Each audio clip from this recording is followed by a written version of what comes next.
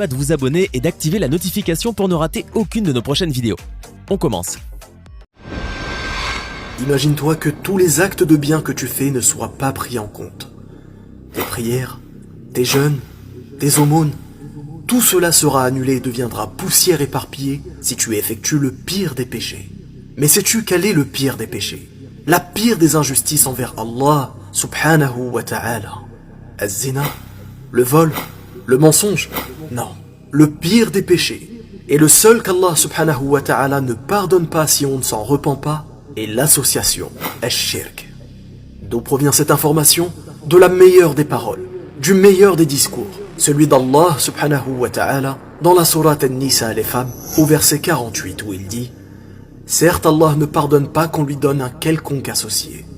Et dans la sourate le discernement au verset 23, nous avons considéré l'œuvre qu'ils ont accomplie et nous l'avons réduite en poussière éparpillée.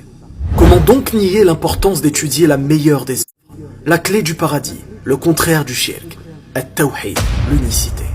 Pour quelle raison Allah subhanahu wa ta'ala a envoyé l'ensemble des messagers et prophètes? At-tawhid. À quoi a appelé le prophète sallallahu alayhi wa sallam pendant les 13 premières années de façon exclusive?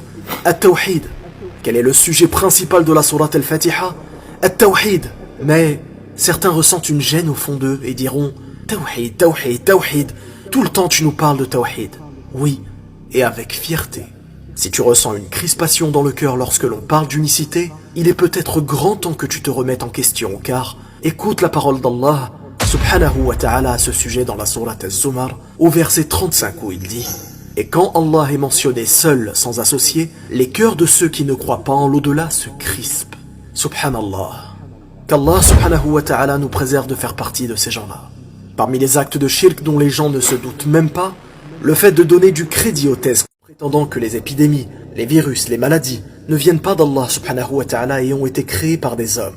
Et ceci représente de l'association dans sa seigneurie, car c'est lui seul qui gère et décrète toutes choses. Autrement dit, nous parlons là des actes du Créateur envers ses créatures.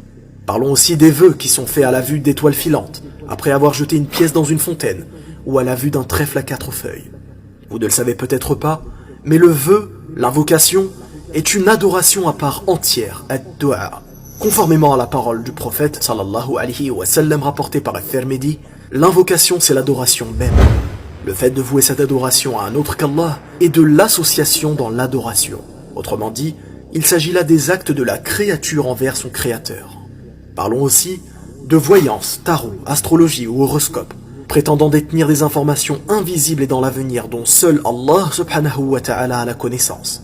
Croire en ceci revient à prétendre que quelqu'un détient un nom ou un attribut que Allah seul subhanahu wa ta'ala possède. Ceci représente de l'association dans ses noms et attributs. L'unicité doit être le point d'entrée de toutes nos œuvres, de toutes nos croyances. Si tu crains réellement que ton entourage ne soit pas pardonné par ce péché grave qu'est le shirk, alors parle-leur de tawhid. Parle-en à ta famille, à tes amis, à tes proches, desquels tu sais qu'ils sont dans ce péché, mais qu'ils n'arrivent pas à s'en défaire.